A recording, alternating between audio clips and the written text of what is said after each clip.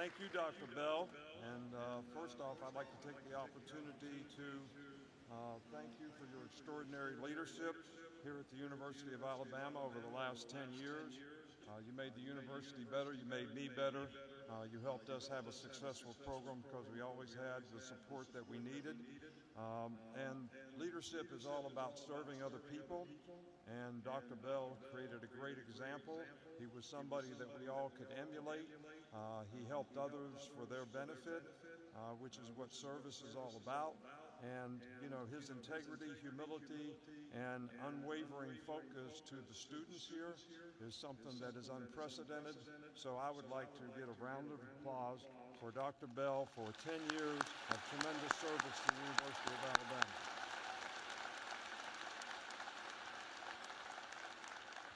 You know, it's certainly an honor for me to be here and participate in this historic event, to be able to introduce President Trump, to address the graduates, you know, here today. So it's a special moment for me, but I got to be honest with you. You know, I feel like I'm the warm-up band for the Rolling Stones. And the first song they're going to play is Start Me Up. So, but really, to all the students here, I want to congratulate you on the hard work and commitment that you made to be able to graduate, create a future for yourself. But I want you to remember something. You know, you've created an opportunity to create a legacy now. And if you remember back in 2009 when we won our first national championship here, we had a celebration in the stadium, and I said, this is not the end, this is the beginning. And the reason I made that statement is I wanted our players and the people in the program and our supporters at the university to realize that we wanted to create a legacy of success. Well, that's what you have the opportunity to do now. You know, you're going to face new challenges. This is going to be a new beginning for you. New challenges, new horizons, new opportunities, new obstacles to overcome. And I'm sure the University of Alabama has provided a lot of resources for you to be ready to do that.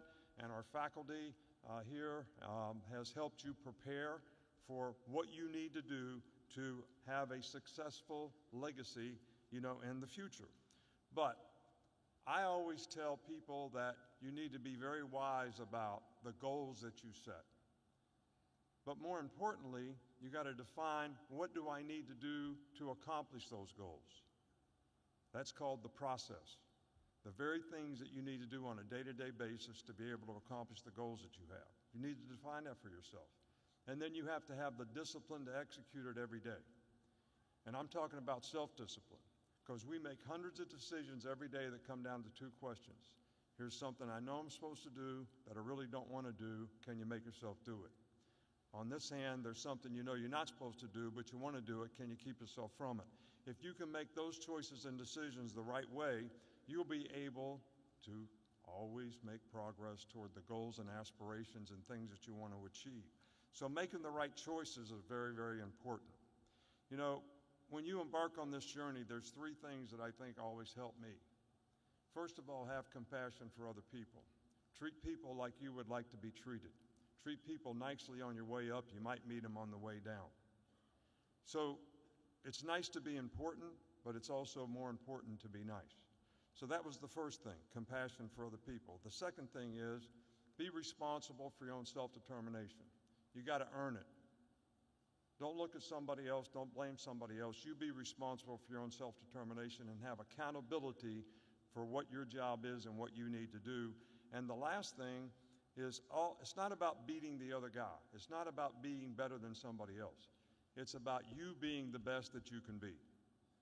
You know, we won 26 games when I played Pop Warner football in a row. Then we won 30-some in high school in a row, and it was never good enough. And I could never understand that. But my dad said, it's not about beating the other guy. It's about you being the best that you can be at whatever you choose to do. And I'm going to leave you with this. The first speech that I gave in 17 straight years here was I used to get the players to understand how important it was for them to be their best, as I paraphrased Martin Luther King's old street sweeper sermon. And he started out saying, there's only one guy in the green stamp store at Montgomery, Alabama that I'll let shine my shoes. because the pride that guy has in shining shoes and the smile he gets on his face when you told him he did a good job. Then he goes on to say, if you're going to be a street sweeper, be the best street sweeper in the world. Sweep the streets like Michelangelo painted a Sistine Chapel, like Shakespeare wrote literature. Let him put a sign up that says the best street sweeper in the world lives right here. And if you do that, you accomplish the best there is in life, knowing you did your best to be the best you be, no matter what you choose to do. So, from Terry and myself, Miss Terry and myself, we want to congratulate the 2025 graduating class of the University of Alabama and wish you the very best in the future.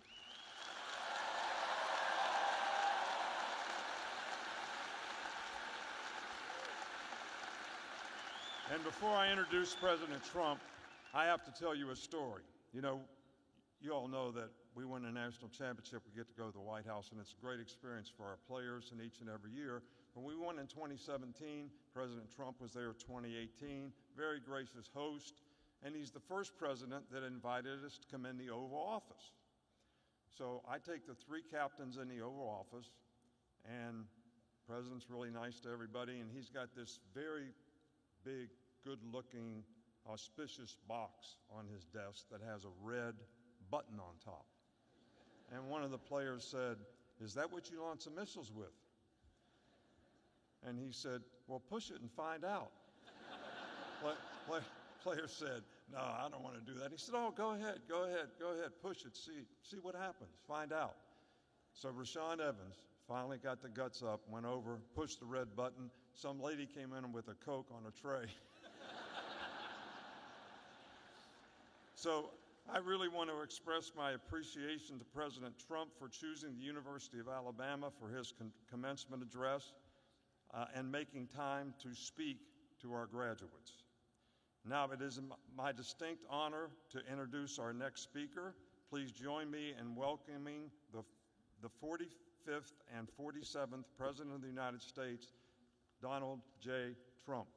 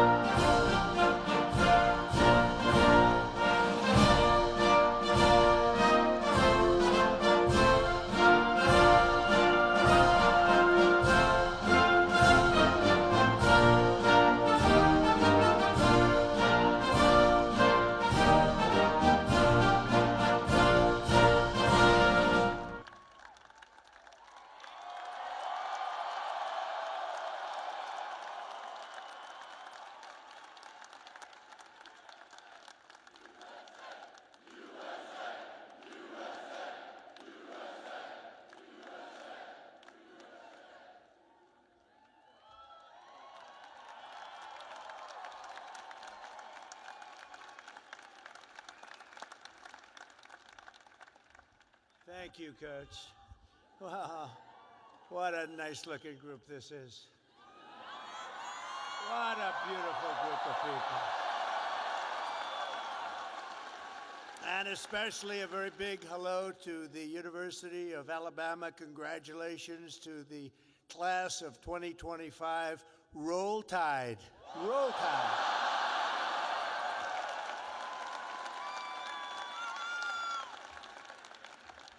There are things that happen in life that are very important, and you always remember where you were when they happened. As a student at Alabama, you'll always remember where you were when your head coach, Nick Saban, retired. Remember that? Because he's done such a fantastic job. The last time I was here, and that's true with Nick, what a great coach. Let's bring him back. No, you have a good coach right now, though. You have a good coach right now. He was great. But the last time I was here, the Crimson Tide beat the Georgia Bulldogs 41-34.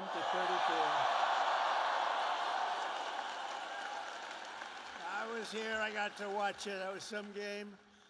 Today it's my pleasure to return to this campus as the first president ever to deliver the keynote commencement address to this truly great American university. It's a great school. And there's nowhere I'd rather be than right here in Tuscaloosa, Alabama, Titletown, USA. That's what it's become. And I love this place. Maybe it's because I won Alabama by 45 points. Could that be the reason? 45? You know, the way they say, the polls have closed in Alabama. Trump has won Alabama immediately. It was very quick. It was very, very quick and nasty. That's what we like. They put all 7 of your commencement ceremonies. I don't know if you know this, but they put them all together first time ever, so I better do well, or I'm in big trouble.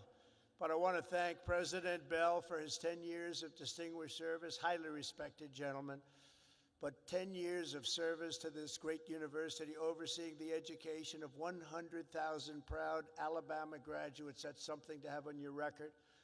I also want to thank Alabama Governor Kay Ivey, who's here with us, and she's a fantastic. Where is she? Where is she? She's around here someplace.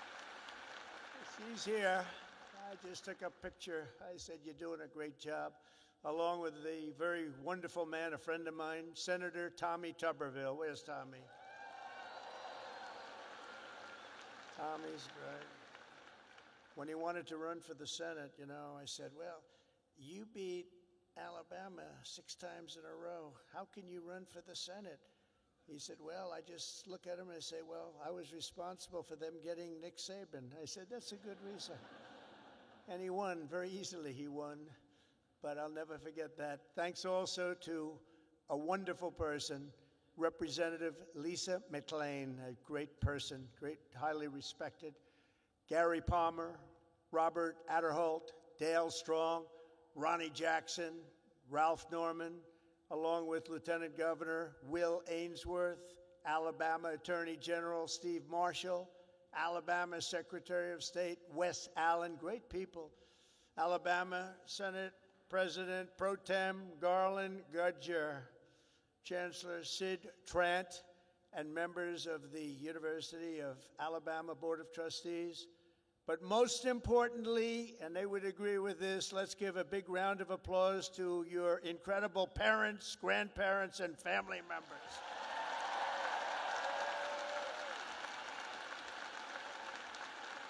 Because they made this wonderful day possible.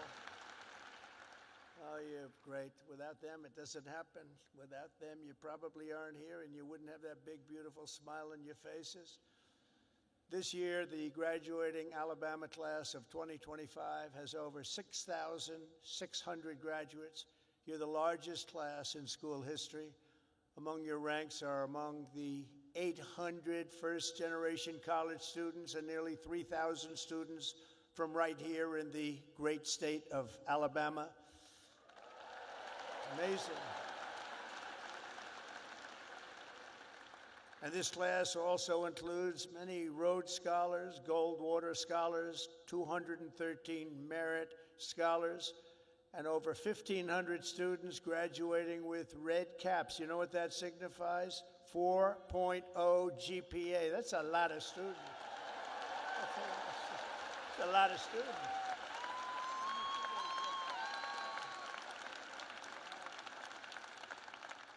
That's pretty good. I know who I'd pick. I'd look for a red cap. I say, I want you to work for the beautiful Trump administration, this lovely administration. In addition, the class of 2025 has nearly 130 active duty service members, veterans, and members of the University of Alabama, ROTC. Thank you very much. Thank you. Everywhere you look, you can see the fierce spirit of this school, but nowhere more clearly than in your world-class athletics. There's nothing like it. Probably there's no school like it. That's why I would like to recognize the 11 graduating seniors on the University of Alabama football team. Where may they be? Where are they? You just have to look, and they're about a foot taller than everybody else. Oh, great. Thank you very much. Congratulations. Great season. Thank you. Thank you. Great season. There is something truly special about the players, coaches, and the fans who packed the stands at Bryant-Denny Stadium and proudly sing Dixieland Delight. We like that. Alabama has changed college football forever and inscribed into the history books the names of Bear Bryant, Joe Namath, 4 Heisman Trophy winners, and of course, the great Nick Saban.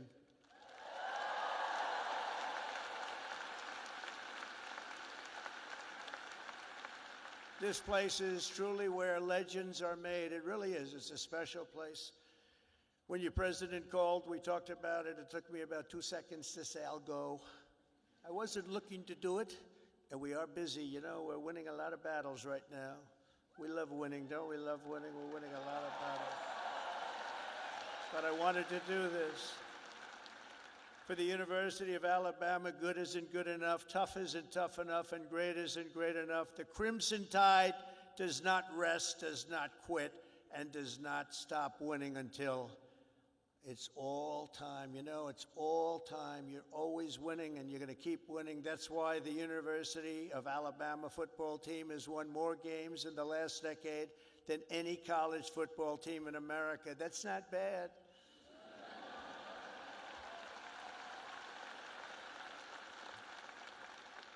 And it's why last fall you beat Auburn for the 5th year in a row. That's not bad.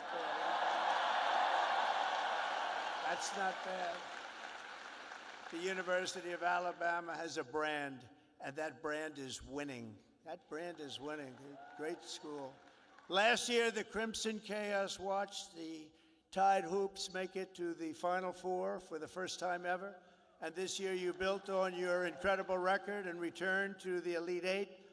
So not only is Alabama a great football school, it's now one of the nation's best basketball schools, and congratulations.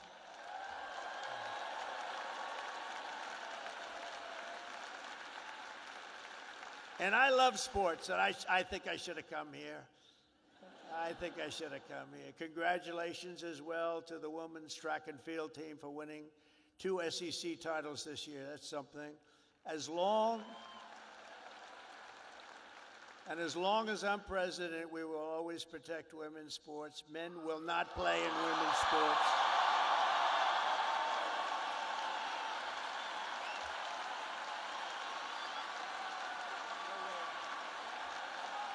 No way. They say that's an 80-20 issue. No, it's a 97-3 issue, I think.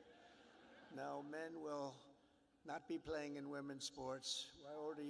I said that, and I classified it with a very powerful executive order, as you know. It's done. The class of 2025 was the first to enter the halls of this university in the aftermath of COVID-19. Following a difficult senior year of high school, many of you came here to Tuscaloosa from around the country, and for the very first time, you experienced something called freedom. You had freedom. So let's give a big round of applause to the leaders of this state who chose liberty over lockdowns. They did. They did a good job.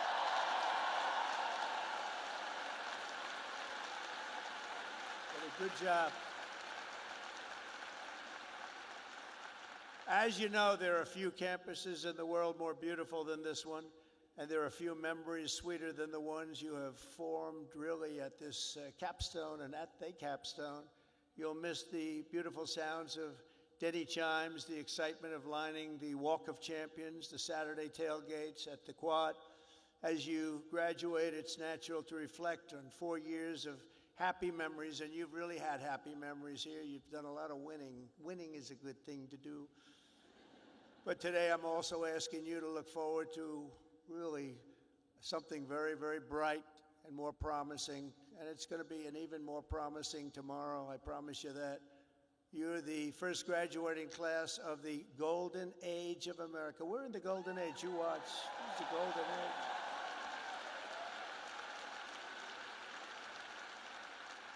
This is the golden age. We've done things that nobody thought possible. 100 days yesterday. 100 days, and we've done things that nobody thought even possible. Like many generations before you, you're graduating at an exciting time for our nation, a period of both extraordinary change and incredible potential, and what will be unbelievable growth. You're going to see that very soon. You're going to see it starting very, very soon. The whole world is talking about it. Our country has always been defined by its ability to reform and reinvent itself, to meet the challenges of the next era. The last 4 years were not good for our country, but don't let that scare you. It was an aberration. We're run by people who truly, at that time, 4 years, we were run by people that didn't have a clue. They didn't have a clue. I'm trying to be nice when I say it that way.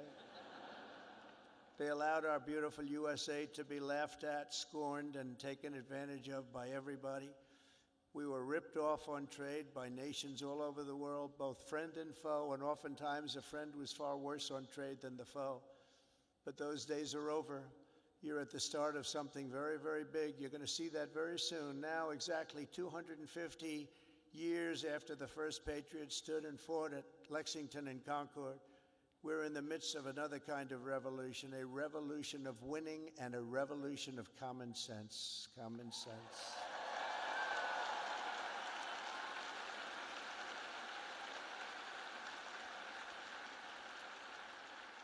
Everywhere you look, broken systems, corrupt institutions, and tired dogmas are being swept away by the tide of history.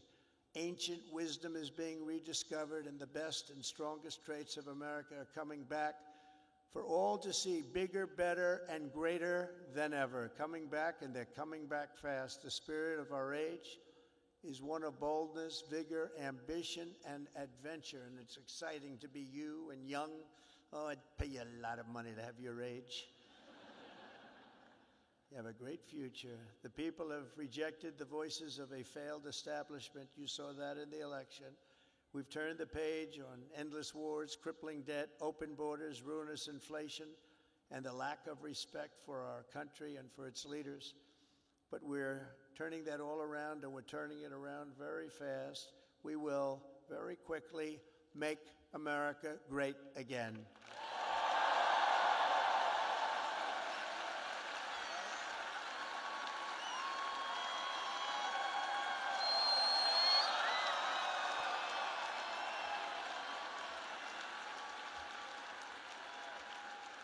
This week, we're celebrating the most successful first 100 days of any presidential administration in the history of our country, and we've been given a lot of credit for that, but 100 days does not a full term make.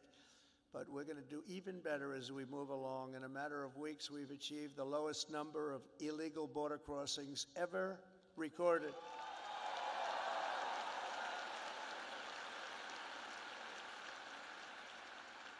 And you've seen it, hundreds of thousands of people pouring into our country from prisons, from mental institutions, from gangs, and all over the world, not just in South America.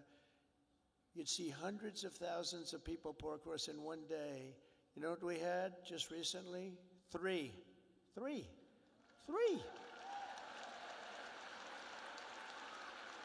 And we slashed the number of illegal aliens released into the United States by 99.999%. And you know, if that number is wrong, the fake news, which is all over the place today, is going to be correcting me before I get to the next sentence. Now, 99.999%, how about that? Nobody thought that was possible. They said you needed legislation. No, you just needed a new president. That's what you needed.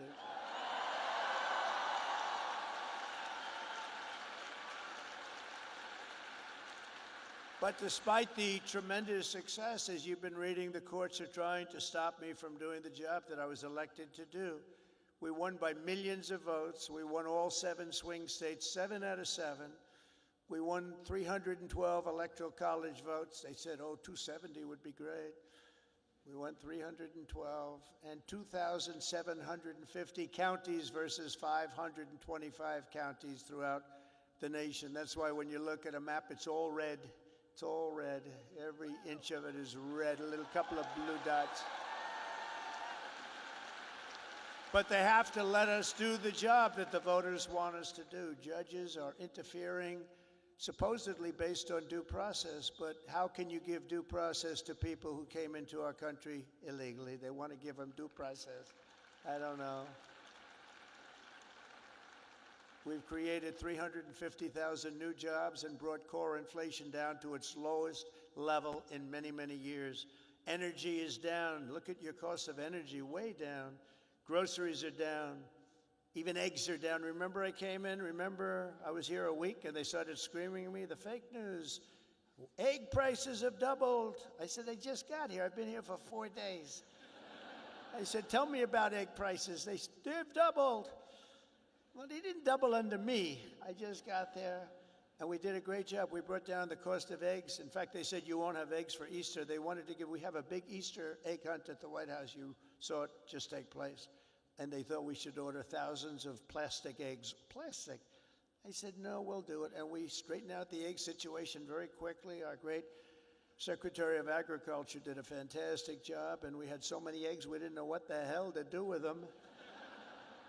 And prices of eggs have gone down 87% since I took office. That's something, right? But the price of food has gone down, and mortgage rates are down, and gasoline prices just hit $1.88 a gallon in 3 states. Can you believe it? It was at $3.50. It was at $4. We're drilling. Oh, we're drilling. You know, drill, baby, drill, right? We drill, baby, drill. We do that. We got it down. We have it going good. And, you know, when energy drops that much, you don't have much inflation. It's hard to have inflation. It was just announced that in the first quarter, investments in the United States are up 22%, that we're leading the whole world in investment. Everybody's pouring into our country with big dollars. And it's all about November 5th, the November 5th election, and tariffs and incentives that we've given that are going to make this country so much richer. We have $36 trillion in debt. That's going to start to come off. It's going to come off rapidly, but we'll be over $8 trillion in investment, with Apple and others investing $500 billion each.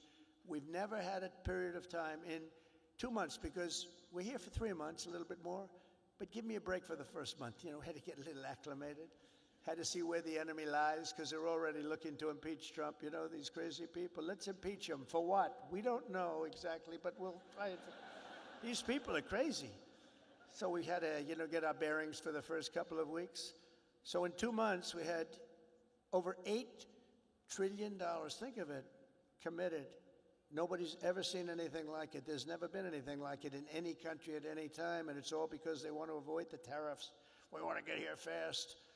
And I said, you know, a number of times, tariff is the most beautiful word in the world, and I got absolutely decimated by the fake news. They said, what about love? What about your wife? What about your parents? What about religion and God?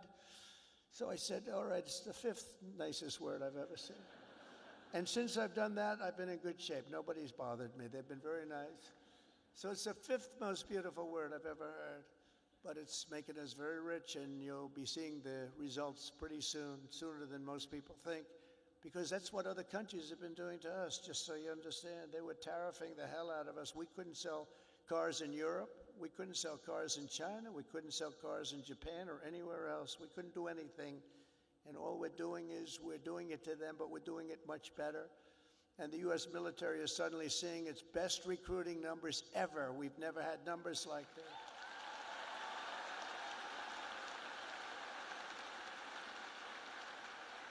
We now have waiting lists because there is such incredible spirit in our country. There's a great spirit. And just think, 6 months ago, and you remember, and it was embarrassing, before the election, 6 months ago, we were hearing and reading that numbers of those joining our military were at the worst levels ever. We've never had anything like it, right? You remember that? And now they're at the best levels ever. We have waiting lists to get into the military. We couldn't fill the positions, and that included in our police forces, our fire departments. We love our fire departments also. We can never forget our fire departments. But our police forces were begging for help. And now they're brimming over with people and applicants, and they're getting great ones. It's amazing what's taken place, and that's really the spirit. Each of the graduates in this arena will soon have the chance to help lead this project of national renewal, and that's what it is. It's a national renewal. We suffered so badly for 4 years. We had one of the greatest economies. We actually had the greatest economy in the history of our country during the first term of Trump. And then we got hit hard with inflation during the Biden economy. It was horrible. We were hit so hard. The worst probably ever. They say 48 years. We'll accept that. But I would say ever. You'll embrace this moment and you'll step forward with strength and grit, faith and patriotism to put America on a new trajectory for your children. And then you'll take your place among the greatest generations in the history of our country. I think you have a chance to be the greatest generation in the history of our country because we're turning it around and you happen to be available. You're available.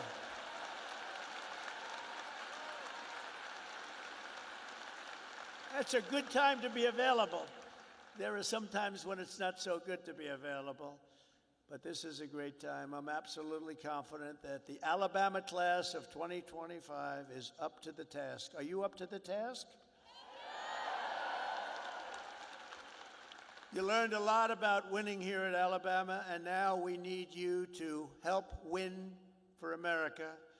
For the business majors here today, I challenge you not merely to use your talents for financial speculation, but to apply your great skills that you've learned and had to forging the steel and pouring the concrete of new American factories, plants, shipyards, and even cities which are going up all over our country. Don't just build a strong portfolio, build a very, very strong America, and you're going to do that.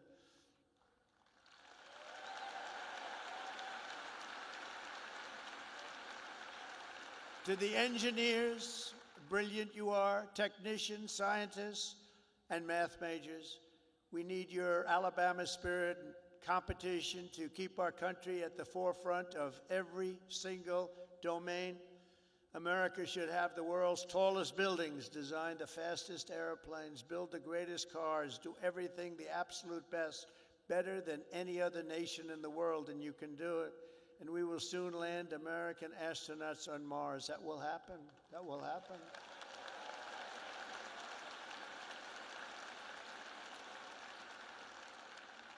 In every field you have studied, there are problems to be solved and breakthroughs to be made. To the journalism majors, of which I've had a lot of problems with. So I must be honest. I'm not sure I like them. No, I do. But you're really leading a very thing because we need a great and free press. We need a brilliant press. They're like a watchkeeper. They're very important, and you can go out and take it down a new track, help save the country. So important.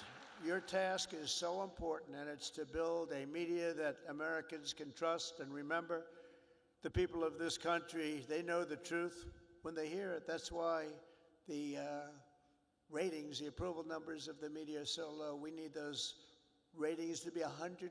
We have to be able to trust our media. I say you have to have that. You need strong borders, and you need really free, fair, clean elections. You need those things, but the media is a big part of it.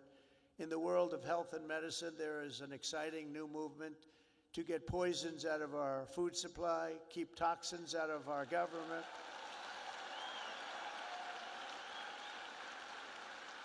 Clean out our environment and make America healthy again. And I think Bobby's going to do a great job, don't you? I think so. I think he's the guy we needed. And in government, it is the task of your generation to replace bureaucracy, graft, and waste with a new system that defends American freedom. These are big tasks before you, but the reward for your hard work will be the United States of America is stronger, prouder, better, and more unified than ever before. It's going to be.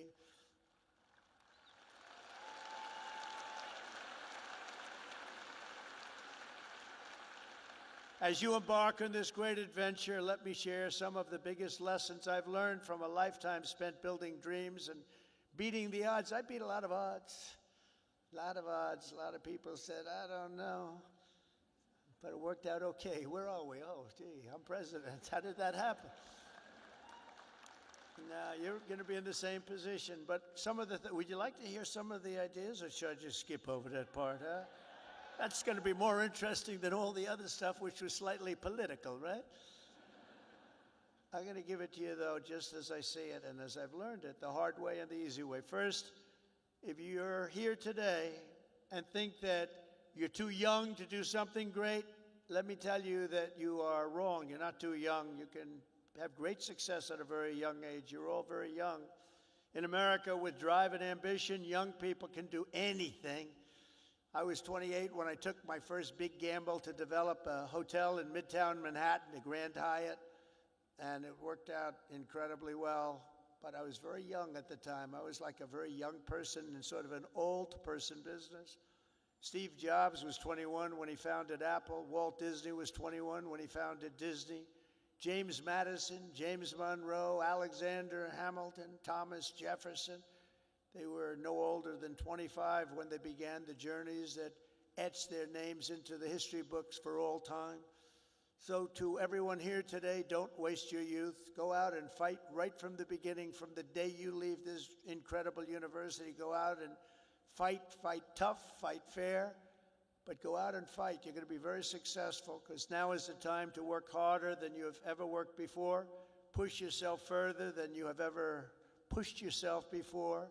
Find your limits and then smash through everything. Go and smash through. You've watched that football team smash through. You're going to do the same thing. You're at the age when you have the time and vitality to do really incredible things. If you just give it your all. You'll look back, and a decade from now, you'll be astounded by what you've achieved. You'll remember this day. You'll remember when the guy named Trump was giving the commencement address, and he said I could do it, and guess what? I did. I think you're going to remember that very fondly. I hope so.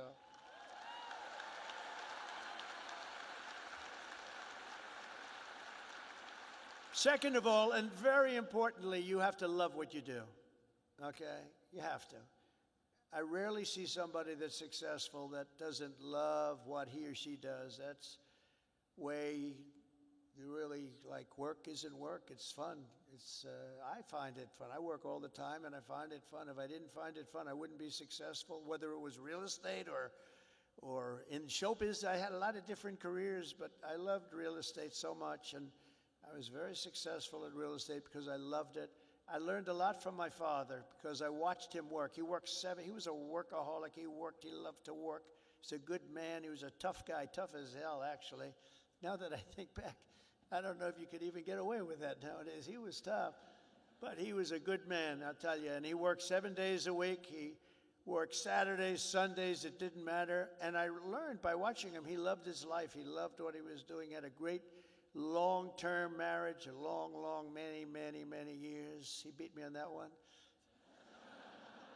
No, mine are very successful, but they haven't lasted quite as long. It was close to 70 years. That was a long time. I said, Pop, you beat me on that one. But you know what I learned from him? That he loved life, and all he did was work. I see people that don't work hard, and they're miserable. So go out and find. But he loved what he was doing. And you have to find something that you love, and you have to follow your own instincts. Listen to your parents. They're very wise, but you have to follow your instincts and your heart, your soul, and you want to be the very, very best you can be. Treat every day like a home game against Auburn. Fight like hell and enjoy doing it. And your coach can tell you all about that. Third thing is to think big.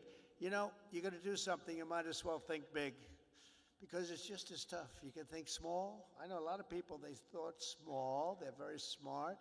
I know others that weren't nearly as smart, but they had a better picture of the big picture, because it's just as hard to solve a small problem as a big problem, and it's just as much energy and everything else, except the result is going to be a smaller one. So love what you do, but think big if it's possible.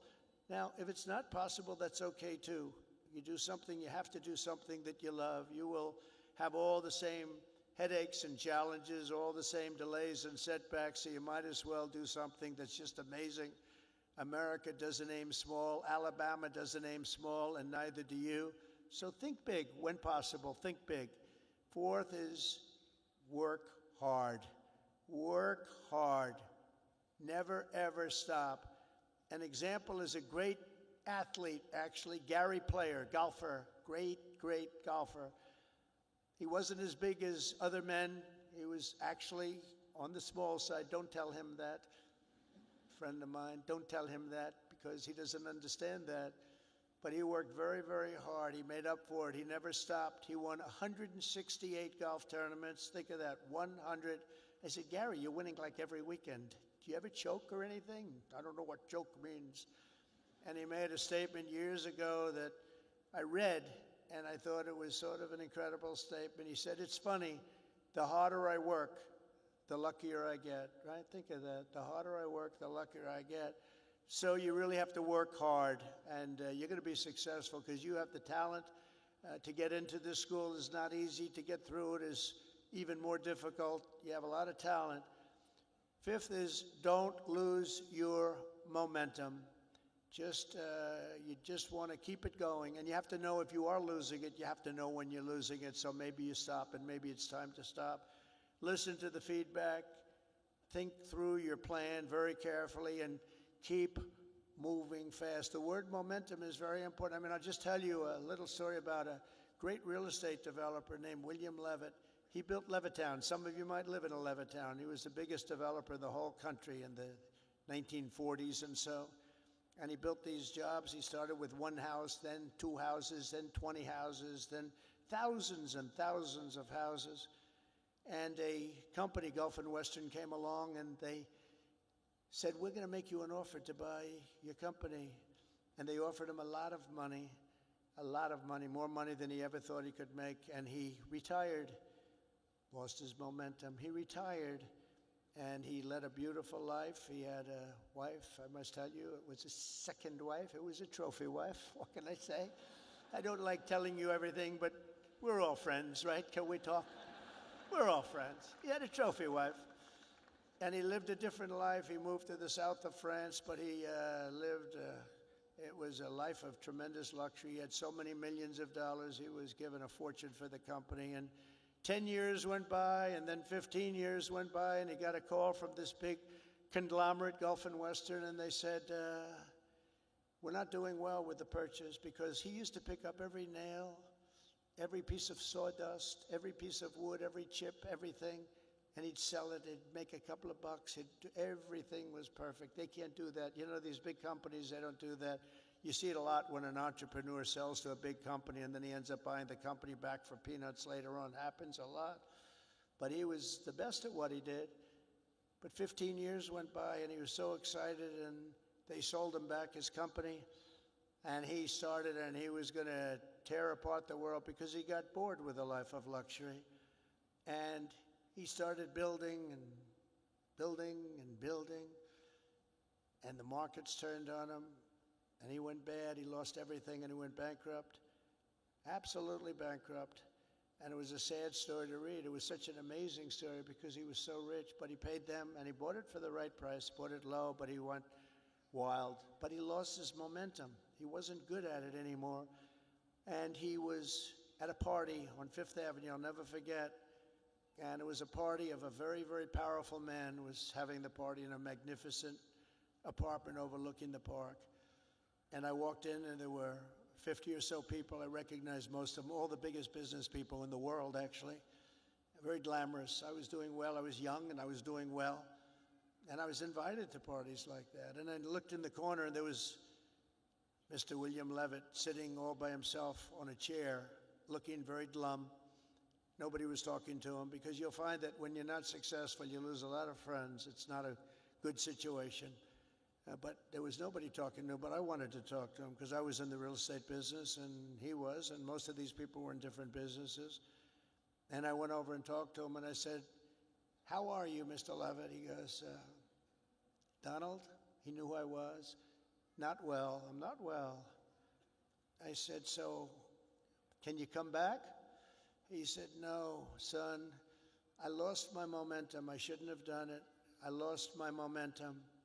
And I never forgot that expression. He lost his momentum. If he would have kept going, instead of selling and relaxing and going into a different life, he probably would have been 3 times bigger than he was, but he lost his momentum.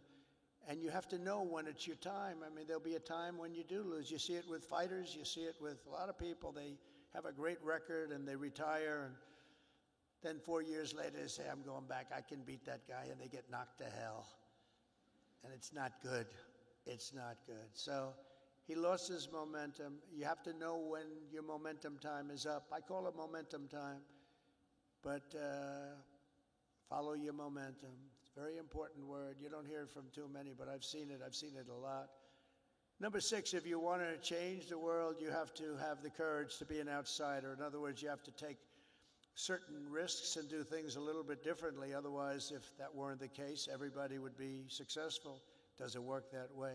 Progress never comes from those satisfied with the failures of a broken system.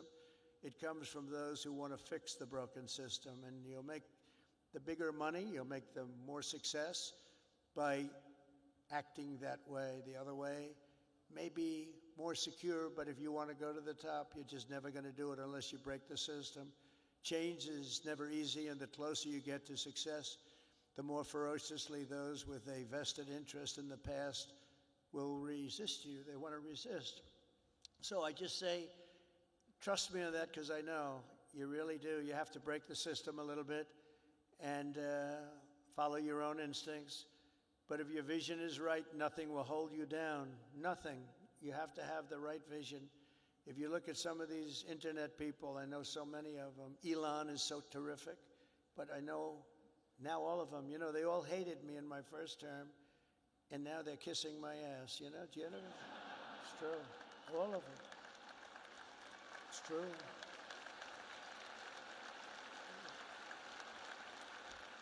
It's amazing. It's nicer this way.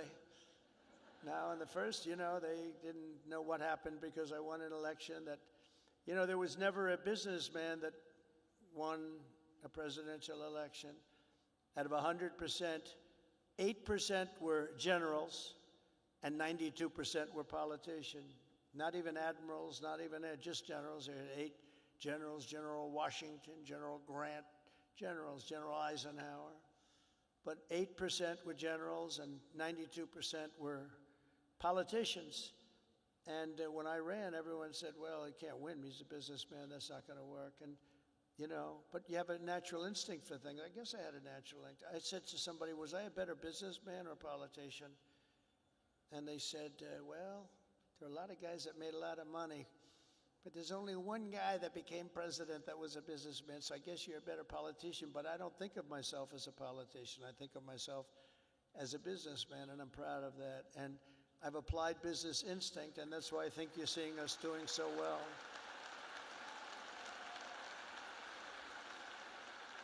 So number 7 is to trust your instincts, common sense. You can go very far in life with common sense, and I applied that to politics because some of these things, like they had open borders. Let everybody in the whole world flow into our country. That's not common sense. They had transgender for everybody. We ended that, if you noticed, okay? But they had transgender for everybody. They said, I said, this is not working. This is not going to work. As I said before, so simple. Men playing in women's sports. Did you ever see some of the records? Did you ever see some of these boxing matches? We have to protect. These women are great athletes, but we have to protect. If you looked at the Olympics where they had transitioned people going into the boxing, where the women had boxing, and they had a great champion, a female boxer. I mean, after one punch, she walked back to the corner and said, I can't get hit like that. I've never been hit like that before. You look at all the volleyball players that have been hurt so badly with balls that are hit at levels that they've never seen before. But the greatest is like weightlifting. You ever see the weightlifting? Where they have a record that wasn't broken in 18 years? And they have, should I imitate it? My wife gets very upset when I do this. She said, darling, it's not presidential. I said, yeah, but people like it. Should I do it or not?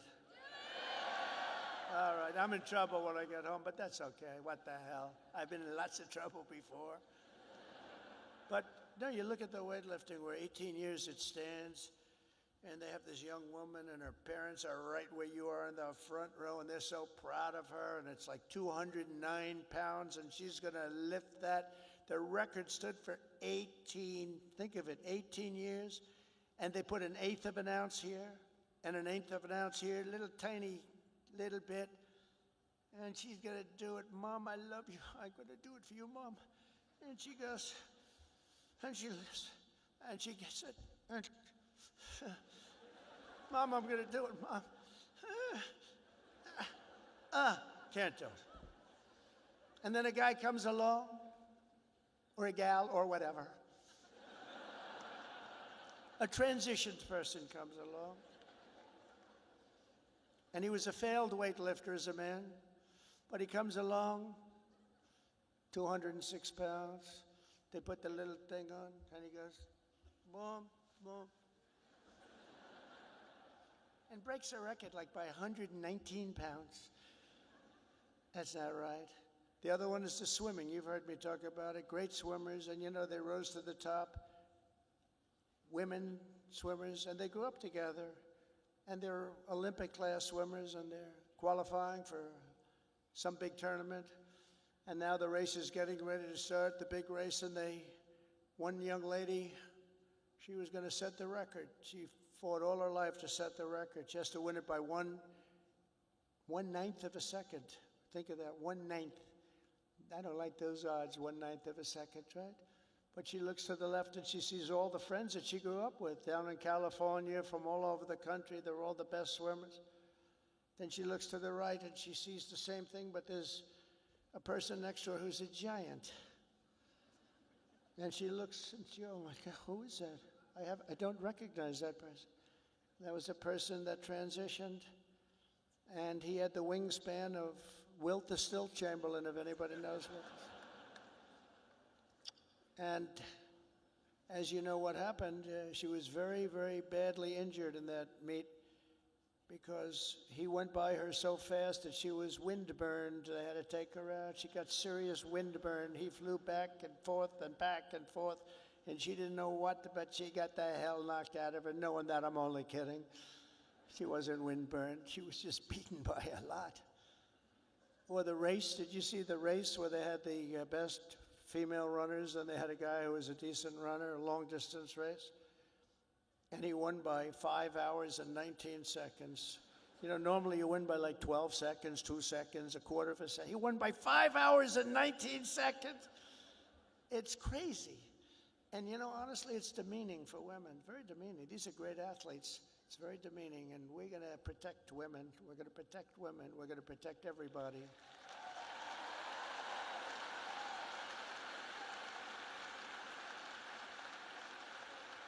So now that I'm in trouble with my wife, I'm going to blame the University of Alabama for asking me to go through with that stuff.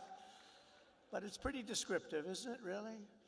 It helps when you know that borders are not racist, speech is not violence, America is good, terrorists are bad, men can never become women, police are not criminals, and criminals are not victims. Eighth, everybody should believe. Thank you. Thank you very much. Everybody should believe in the American dream. It's real, it's there, and it's right before you. We're coming back to the American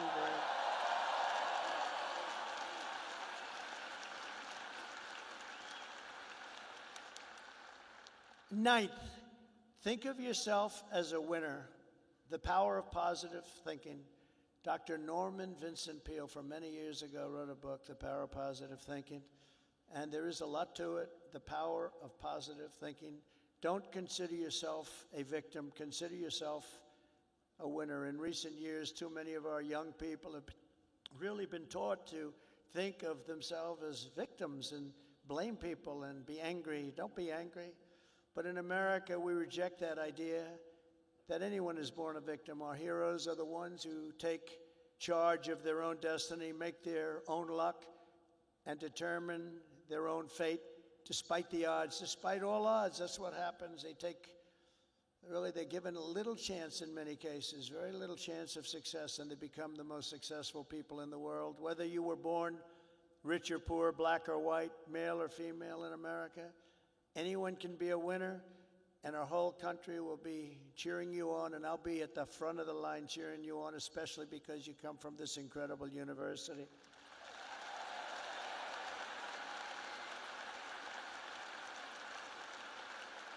And next is to be an original.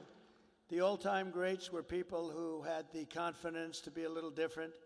Teddy Roosevelt, Douglas MacArthur, George Patton, Amelia Earhart, Annie Oakley, Muhammad Ali, and so many others, far too many to name, lived their lives with pride, personality, and flair. God only created one of you. Remember that. God created one of you. You're all different. Some are close, but nobody is the same. You're one of a kind. So don't try to be someone else. Just be yourself. And finally, and most importantly, never, ever give up. Never give up.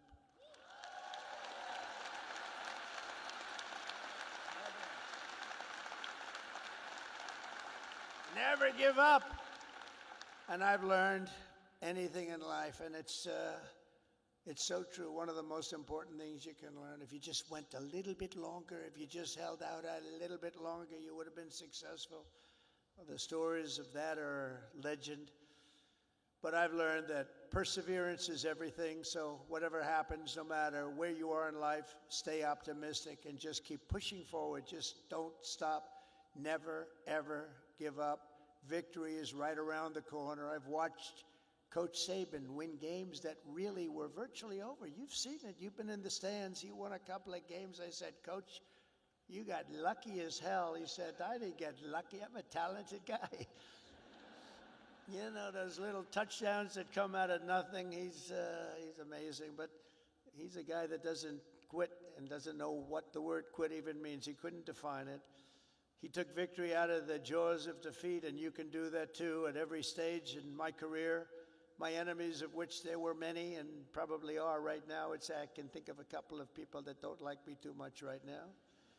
But they said that they have to do everything they can to keep me from winning, to keep me from making it. And I'm representing you, so I have to make it. I have big shoulders, but these are big shoulders. I have to win for you. I'm not winning for myself. I'm winning for you. Do you remember when they said that Donald Trump will never become president of the United States? Remember Barack Hussein Obama said that?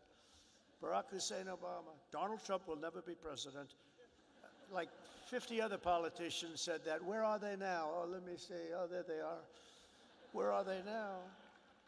But here I am standing before you as the 45th and 47th president.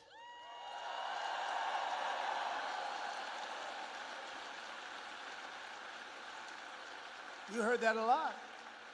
But against all odds, I did great in 2016. 2016, how great was that? And then I did much better in 2020. Sorry, the election was rigged. But it was a rigged election. And then in 2024, I made it too big to rig. I said, we got to do this again. We got to do this again. And we made it too big to rig. We made it. That was a great expression. I said, you got to go and vote. Even though I was leading big in the polls, I said, it doesn't matter. You got to make it too big to rig. And they did. They went out and they voted and voted and voted, and we won the whole thing. And it was so good, and it's such a great mandate for our country. That's the important thing. So never let anyone tell you that something is impossible. Ever, ever, ever. In America, the impossible is what we all do best. There is nothing you cannot do if you are willing to fight for it. You got to fight, fight, fight. Oh, I've heard that expression.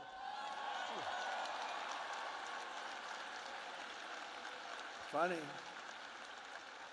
That's not here.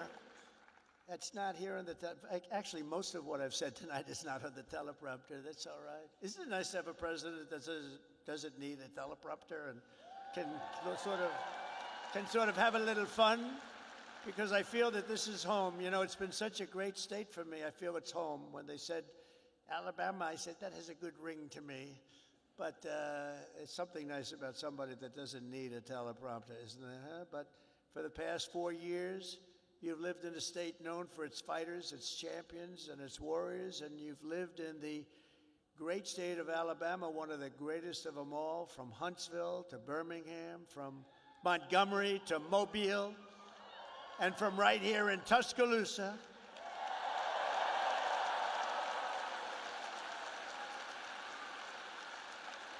To the gleaming shores of the Gulf of America.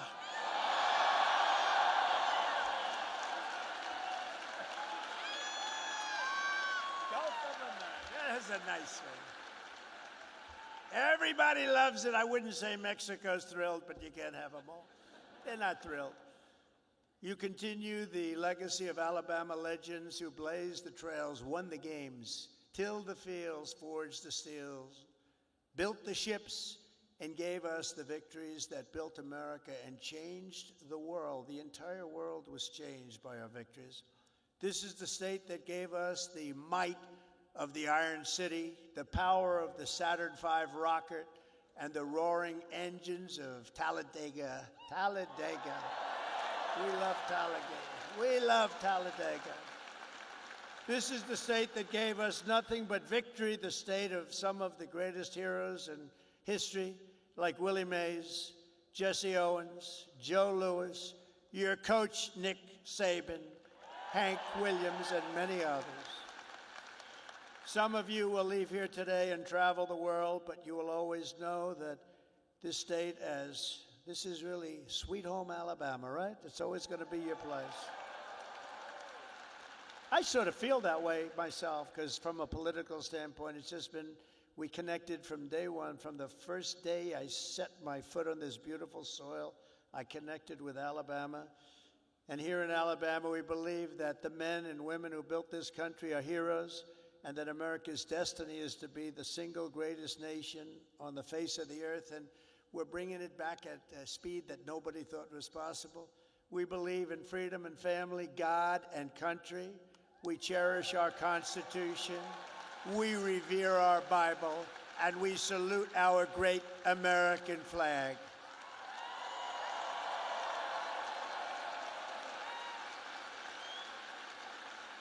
We honor our police. We respect our veterans, and we always stand for our one and only national anthem. We love our national anthem. We believe in strong parents, strong values, strong communities, and very strong borders. And we believe that the United States military is the greatest force for peace and justice the world has ever known. We have a great military. We just had people that didn't know how to lead it. We believe the South is beautiful, Alabama is great, and America is our home. We believe in the SEC and the USA.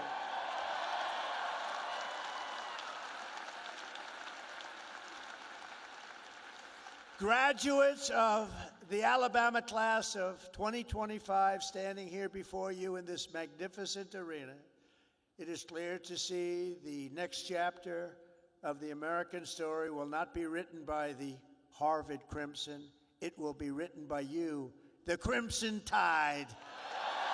True. That's true. That's true.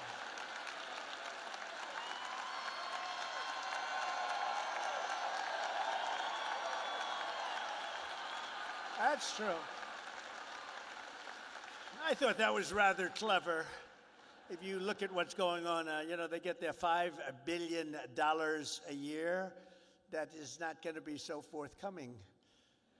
Now, wasn't that a clever one, though? Huh? Who would think of that? Because this is Alabama, and at Alabama, you fight, fight, fight, and you win, win, win. That's what you know how to do. Congratulations to you all. Congratulations to this great class of champions. God bless you, and God bless America. Thank you all very much. Thank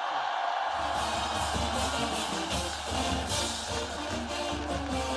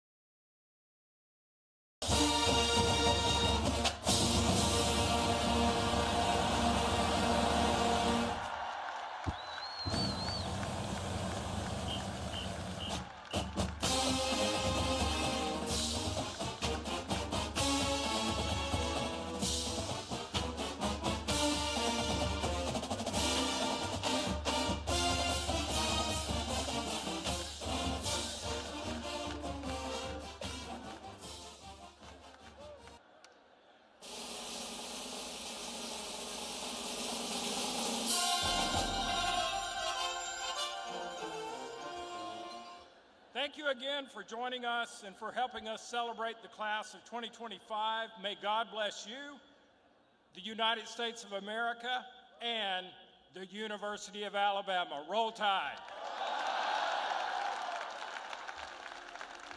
And at this time, for those who are already standing, please give it a moment for the flag to be removed and retrieved from the premises. Thank you.